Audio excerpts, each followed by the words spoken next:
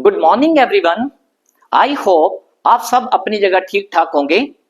आज मैं आप सबके लिए एक नया वीडियो लेके आया हूं। जो मेरे आज का वीडियो का टॉपिक है उसका नाम है हीट ट्रीटमेंट ऑफ मेटल्स, यानी कि मेटल्स को कैसे हीट ट्रीटमेंट किया जाता है और क्यों जरूरत पड़ती है। कौन से ऐसे प्रोसेसेस हैं जो कि हीट ट्रीटमेंट कर सकते हैं, आज हम इस वीडियो में डिस्कस करते हैं। तो सबसे पहले हम डिस्कस करते हैं डेफिनेशन के बारे में कि हीट ट्रीटमेंट होता क्या है। पुराने जमाने में लोहार, बैगन पार्ट्स, हॉर्स शूज और दूसरी कई चीजों को शेप देने के लिए हीट का यूज करते थे। एक बार डिजायर्ड शेप में आने के बाद मेटल्स को जल्दी से ठंडा कर दिया जाता था। इससे मेटल हार्ड और कम ब्रिटल हो जाता था। ये मेटल के हीट ट्रीटमेंट का एक बेसिक प्रोसेस था। हीट ट्रीटमेंट एक कंट्रोल्ड प्रोसेस है जिसमें मेटल्स, खासकर स्टील्स और अलॉयज को एक सर्टेन टेम्परेचर पर गर्म करके फिर उसे ठंडा करके उनकी मैकेनिकल प्रॉपर्टीज को चेंज किया जाता था। इससे मेटल की हार्डनेस, स्ट्रेंथ, फ्लेक्सिबिलिटी, टफनेस और बियर रेजिस्टेंस को इंप्रूव किया जा सकता है। तो ये थी इसकी डेफिनेशन। आगे बात करते हैं पर्पस के बारे में कि हीट ट्रीटमेंट करने का क्या पर्पस होता है। तो सबसे पहला हमारा जो पर्पस है उसका नाम है इंप्रूव मैकेनिकल प्रॉपर्टीज। इस प्रोसेस के द्वारा मेटल की हार्डनेस, टफनेस और फ्लेक्सिबिलिटी को इंक्रीज किया जाता है ताकि वो डिजायर्ड पर्पस के लिए उसे सूटेबल बनाया जा सके। आगे बात करेंगे increase softness. Heat treatment process जैसे कि अनीलिंग मेटल को सॉफ्ट बना देती है, जिससे उसकी मशीनिंग करना और कॉम्प्लेक्स शेप्स देना आसान हो जाता है। आगे बात करेंगे remove internal stress. Casting, welding या कोल्ड वर्किंग के कारण पैदा हुए इंटरनल स्ट्रेस को एनीलिंग या नॉर्मलाइजिंग जैसे प्रोसेस का यूज करके इंटरनल स्ट्रेस को कम किया जा सकता है। आगे बात करते हैं refine grain structure. Heat treatment metal grain के साइज को कंट्रोल कर सकती है, जो कि मैकेनिकल प्रॉपर्टीज पर असर डाल सकते हैं। आगे बात करते हैं इंप्रूव मशीनेबिलिटी। हीट ट्रीटमेंट करने से मेटल की कटिंग और प्रोसेसिंग करना आसान हो जाता है। आगे हम बात करते हैं इसके बेसिक स्टेप्स के बारे में। तो जो सबसे पहले स्टेप आता है उसका नाम है हीटिंग, आगे सॉकिंग और लास्ट में जो स्टेप है उसका नाम है कूलिंग। ये तीन इसके बेसिक स्टेप हैं जो कि हम यूज करते हैं। तो सबसे पहले हीटिंग के बारे में बात करते हैं। प्रोसेस के अकॉर्डिंग मेटल को धीरे धीरे एक स्पेसिफिक टेम्परेचर पर गर्म किया जाता है। आगे बात करेंगे सॉकिंग में। फिर उसे गर्म करने के लिए मेटल को एक यूनिफॉर्म टेम्परेचर के ऊपर कुछ समय के लिए रखा जाता है ताकि मटेरियल में एक यूनिफॉर्म टेम्परेचर बना रहे। हमारा जो अगला स्टेप है उसका नाम है कूलिंग। इसके बाद मेटल को कंट्रोल्ड कूलिंग मीडियम जैसे कि हवा, पानी या तेल का यूज करके रूम टेम्परेचर तक ठंडा कर दिया जाता है, जो मेटल की फाइनल प्रॉपर्टीज को एंश्योर करता है। आगे बात करते हैं हीट ट्रीटमेंट के डिफरेंट प्रोसेसेस के बारे में।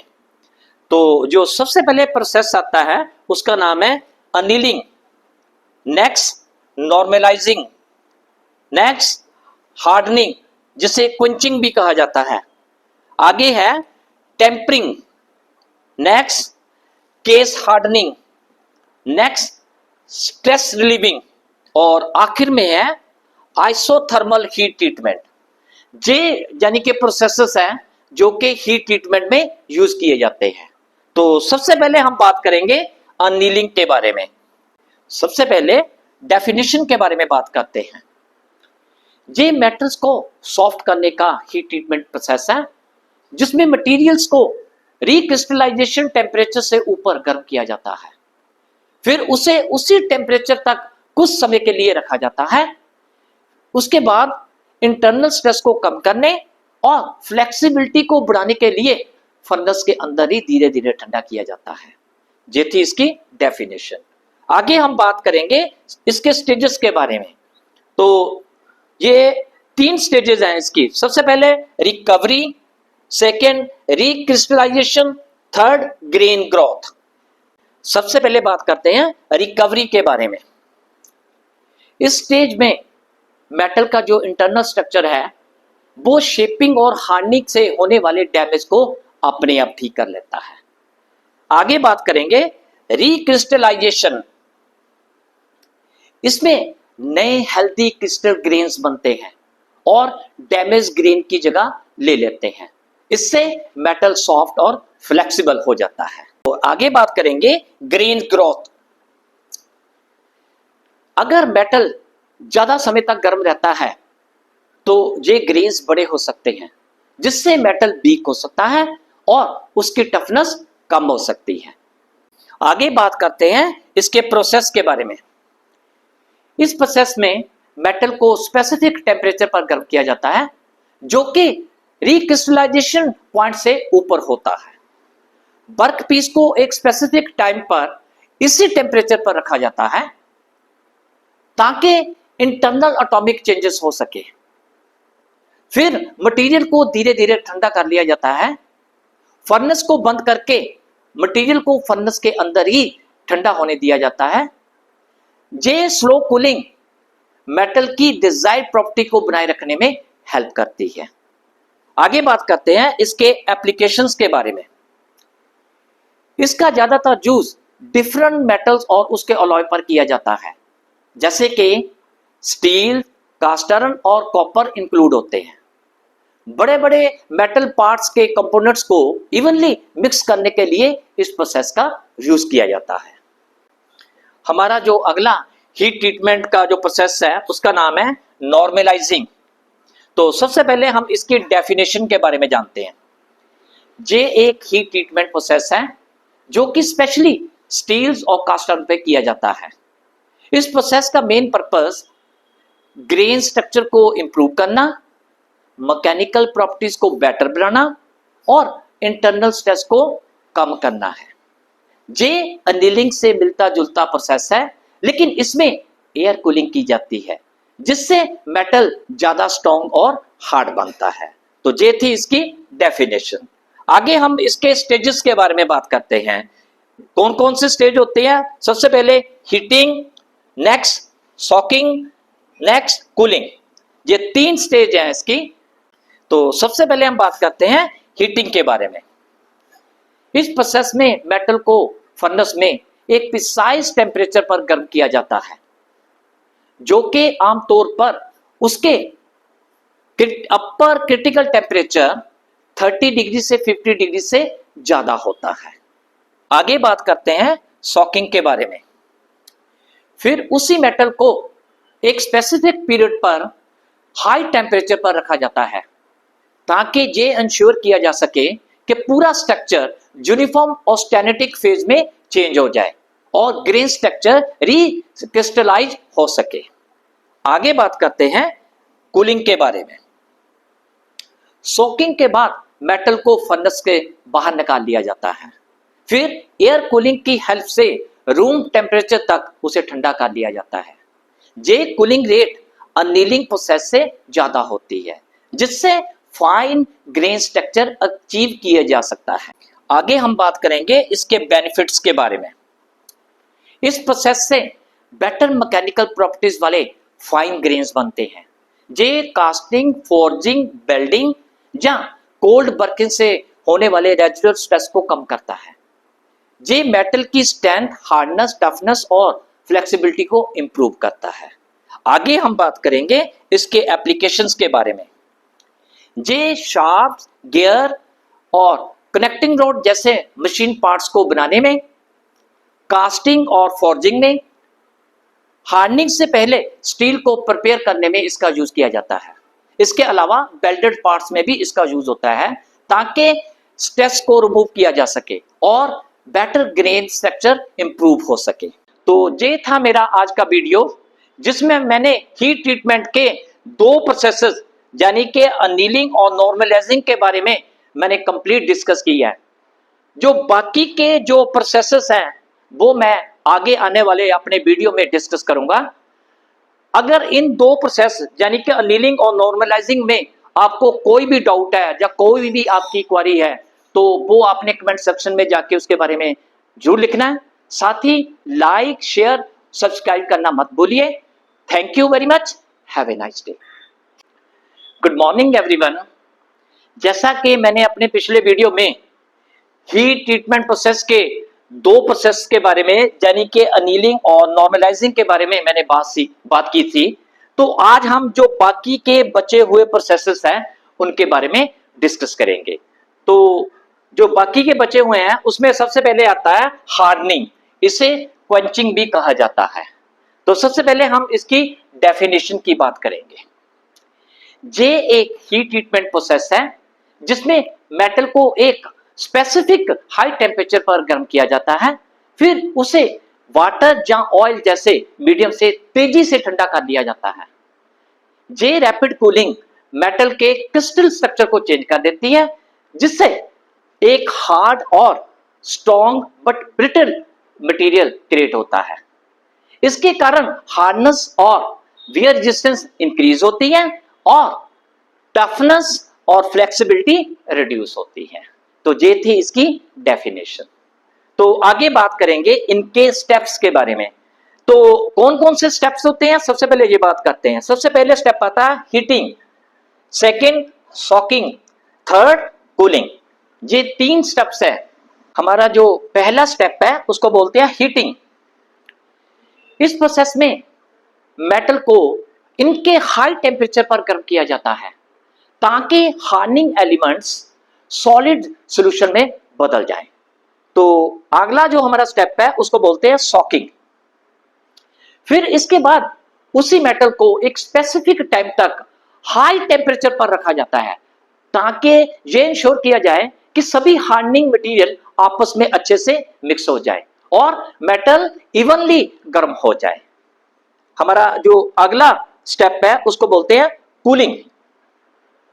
फिर उसी मेटल को एक ऑयल या वाटर या सॉल्टी वाटर में तेजी से ठंडा कर लिया जाता है। ऐसा करने से सॉफ्ट पार्ट नहीं बनते, लेकिन हार्ड और स्ट्रॉन्ग स्ट्रक्चर बनता है जिसे मार्टनसाइट कहते हैं। आगे हम बात करेंगे टाइप्स के बारे में। ये दो टाइप्स की होती है। Number one full hardening, second surface hardening. ये इसकी दो टाइप है। तो सबसे पहले जो टाइप है उसका नाम है फुल हार्डनिंग। इस प्रोसेस में पूरे मटेरियल को उसके क्रिटिकल टेम्परेचर से भी ज्यादा गर्म किया जाता है, फिर उसके बाद उसकी क्वेंचिंग की जाती है। तो आगे हम बात करेंगे सरफेस हार्डनिंग के बारे में। इस प्रोसेस में मेटल को सिर्फ आउटर सरफेस को ही हार्ड किया जाता है, जबकि इंटरनल सरफेस सॉफ्ट और स्ट्रॉन्ग रहता है। Flame hardening, induction hardening, carburising और नाइट्रेटिंग इसके मेन टाइप्स है। आगे बात करते हैं इनके एप्लीकेशंस के बारे में। इसका ज्यादातर यूज कटिंग टूल्स जैसे कि ड्रिल्स, कटर और मशीन कटर्स, उसके बाद मशीनिंग पार्ट्स के लिए जैसे कि गियर्स, शाफ्ट और बेरिंग बनाने में, उसके बाद ऑटोमोबाइल पार्ट्स में क्रेन शाफ्ट, डाइस और मोल्ड्स वगैरह बनाने में इसका ज्यादातर यूज किया जाता है। हमारा जो अगला हीट ट्रीटमेंट का प्रोसेस है उसका नाम है टेम्परिंग। तो सबसे पहले इसकी डेफिनेशन के बारे में बात करते हैं। ये एक हीट ट्रीटमेंट प्रोसेस है जो कि हार्डनिंग या क्वेंचिंग के बाद किया जाता है। जब स्टील्स और अलॉयज को तेजी से ठंडा किया जाता है तो उसमें मार्टनसाइट स्ट्रक्चर बनता है जो कि बहुत हार्ड बट ब्रिटल होता है। टेम्परिंग का पर्पस इस ब्रिटलनेस को कम करना और हार्डनेस, टफनेस और फ्लेक्सिबिलिटी में बैलेंस बनाना है।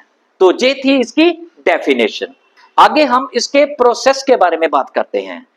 तो सबसे पहले जो प्रोसेस आता है उसका नाम है क्वेंचिंग, उसके बाद आता है रीहीटिंग, नेक्स्ट सॉकिंग और आखिर में कूलिंग। ये चार प्रोसेस है। तो सबसे पहले क्वेंचिंग। इस प्रोसेस में स्टील को ठंडा कर लिया जाता है। फिर उसकी रैपिड कूलिंग करके उसे एक स्ट्रॉन्ग और ब्रिटल बना दिया जाता है। हमारा जो अगला स्टेप है उसका नाम है रीहीटिंग। फिर स्टील्स को एक स्पेसिफिक टेम्परेचर पर रीहीट किया जाता है जो कि अलॉय के क्रिटिकल टेम्परेचर से कम होना चाहिए। अगला स्टेप है सॉकिंग। फिर उसी मटेरियल को एक स्पेसिफिक टाइम तक इसी टेम्परेचर पर रखा जाता है जिससे उसमें माइक्रो स्ट्रक्चर चेंजेस आ जाते हैं। अगला है कूलिंग। फिर इसके बाद कंपोनेंट को एयर कूलिंग की हेल्प से रूम टेम्परेचर तक ठंडा कर लिया जाता है। आगे बात करते हैं इस प्रोसेस के डिफरेंट टेम्परेचर रेंज और इफेक्ट्स के बारे में बात करते हैं। तो सबसे पहले लो टेम्परिंग। जब आपने लो टेम्परिंग करनी है तो उसमें टेम्परेचर जो चाहिए 150 डिग्री सेल्सियस से लेकर 250 डिग्री सेल्सियस के बीच में होना चाहिए। इससे इंटरनल स्ट्रेस रिमूव हो जाता है लेकिन हार्डनेस बनी रहती है। चीजल्स और हैमर्स के लिए ये बहुत ही सूटेबल है। आगे बात करेंगे हम मीडियम टेम्परिंग के बारे में। इसमें जो टेम्परेचर है वो 250 डिग्री सेल्सियस से लेकर 450 डिग्री सेल्सियस के बीच में होना चाहिए। इससे टफनेस और हार्डनेस में बैलेंस बना रहता है। स्प्रिंग्स और डाइस के लिए ये बहुत ही सूटेबल है। और आगे बात करेंगे हाई टेम्परिंग के बारे में। इसमें जो टेम्परेचर होता है वो 450 डिग्री सेल्सियस से लेके 650 डिग्री सेल्सियस टेम्परेचर के बीच में होना चाहिए। इससे क्या होता है, टफनेस ज्यादा होती है लेकिन हार्डनेस कम होती है। मशीन पार्ट्स, गियर्स और शाफ्ट वगैरह बनाने में इसका यूज किया जाता है। आगे हम बात करेंगे एप्लीकेशंस के बारे में। इसका ज्यादातर यूज ऑटोमोटिव पार्ट जैसे कि गियर्स, एक्सल्स और शाफ्ट वगैरह बनाने में, कंस्ट्रक्शन मटेरियल जैसे कि टैंक्स और ब्रिजेस में, cutting tools, medical equipment, aerospace parts और ऑयल एंड गैस इक्विपमेंट में इसका ज्यादातर यूज किया जाता है। हमारा जो अगला हीट ट्रीटमेंट का प्रोसेस है उसका नाम है केस हार्डनिंग। तो सबसे पहले हम डेफिनेशन के बारे में बात करते हैं। ये प्रोसेस मेटल पार्ट्स जैसे कि लो कार्बन स्टील की सरफेस को बहुत हार्ड बना देता है जबकि इनर कोर सॉफ्ट और डक्टाइल रहता है, जिससे ड्यूरेबिलिटी के लिए एक टफ और बियर रेजिस्टेंट केस बनता है। ये प्रोसेस कंपोनेंट्स को ब्रिटल बनाए बिना ही उसे बियर और फैटीग रेजिस्टेंट बना देता है। आगे हम बात करेंगे स्टेप्स ऑफ केस हार्डनिंग के बारे में। आगे बात करते हैं इसके हीटिंग के बारे में। सबसे पहले मेटल को प्रोसेस के अकॉर्डिंग सुटेबल टेम्परेचर पर गर्म कर लिया जाता है। जो टेम्परेचर होता है वो नॉर्मली 850 डिग्री सेंटीग्रेड से लेके 1000 डिग्री सेंटीग्रेड सेल्सियस के बीच में होता है। आगे हम बात करेंगे हार्डनिंग एलिमेंट्स के बारे में। हीटिंग के दौरान स्टील सरफेस पर कार्बन या नाइट्रोजन या दोनों को पहुंचाया जाता है। ये काम गैस, लिक्विड या सॉलिड मीडियम से किया जाता है। आगे बात करते हैं डिफ्यूजन के बारे में। इसके बाद कार्बन या नाइट्रोजन के एटम्स स्टील सरफेस पर फैल जाते हैं जिससे सरफेस पर कार्बन या नाइट्रोजन का अमाउंट बढ़ जाता है। आगे बात करते हैं क्विंचिंग के बारे में। गर्म मेटल्स को एकदम से वाटर, ऑयल या गैस में ठंडा कर लिया जाता है जिससे सरफेस हार्ड मटन साइड में चेंज हो जाती है जबकि इंटरनल कोर सॉफ्ट रहता है। आगे बात करते हैं टेम्परिंग के बारे में। इसके बाद हल्के हल्के हाथों से टेम्परिंग करके इंटरनल स्ट्रेस को रिमूव किया जाता है। आगे हम बात करते हैं इसकी टाइप्स ऑफ हार्डनिंग के बारे में। तो जो सबसे पहले आता है वो है carburising, cyaniding, nitriding, carbonitriding, flame and induction hardening. ये है इसके टाइप्स हार्डनिंग करने के। तो आगे हम बात करेंगे एप्लीकेशंस के बारे में। इसका ज्यादातर यूज ऑटोमोटिव पार्ट जैसे कि गियर्स, एक्सल्स और बेरिंग बनाने में, टूल्स जैसे कि चीजल और हैमर बनाने में, इंडस्ट्रियल मशीनरी जैसे कि रोल्स और डाइस बनाने में और एरोस्पेस एरोस्पेस इक्विपमेंट बनाने में इसका ज्यादातर यूज किया जाता है। हमारा जो अगला हीट ट्रीटमेंट प्रोसेस है उसका नाम है स्ट्रेस रिलीविंग। तो सबसे पहले हम इसकी डेफिनेशन के बारे में बात करते हैं। ये एक हीट ट्रीटमेंट प्रोसेस है जिसका यूज मेटल या अलॉय में मौजूद रेजिडुअल स्ट्रेस को कम या खत्म करने के लिए किया जाता है। ये residual stress welding, casting, machining, forging, cold working या कूलिंग से पैदा होते हैं। अगर इन्हें रिमूव ना किया जाए तो ये मेटल में डिस्टॉर्शन या क्रैकिंग या रिड्यूस फैटिग लाइफ का कारण बन सकते हैं। इस प्रोसेस में इंटरनल स्ट्रेस कम पैदा होता है, लेकिन मेटल की हार्डनेस और टेंसाइल स्ट्रेंथ पर ज्यादा असर नहीं पड़ता। अनीलिंग की तरह इसमें ग्रेन स्ट्रक्चर में भी ज्यादा चेंजेस नहीं आती। तो ये थी इसकी डेफिनेशन। आगे हम बात करेंगे इसके स्टेप्स के बारे में। तो इसके जो स्टेप्स होते हैं, पहला आता है हीटिंग, नेक्स्ट सॉकिंग, आखिर में कूलिंग। ये इसके 3 स्टेप्स हैं। तो जो सबसे पहले स्टेप है उसका नाम है हीटिंग। इस प्रोसेस में मेटल को एक प्रिसाइज टेम्परेचर पर गर्म किया जाता है। स्टील के लिए ये टेम्परेचर 550 डिग्री सेंटीग्रेड से लेकर 750 डिग्री सेंटीग्रेड के बीच में रखा जाता है। आगे हम बात करेंगे सॉकिंग के बारे में। फिर उसी मेटल को कुछ टाइम के लिए उसी टेम्परेचर पर रखा जाता है।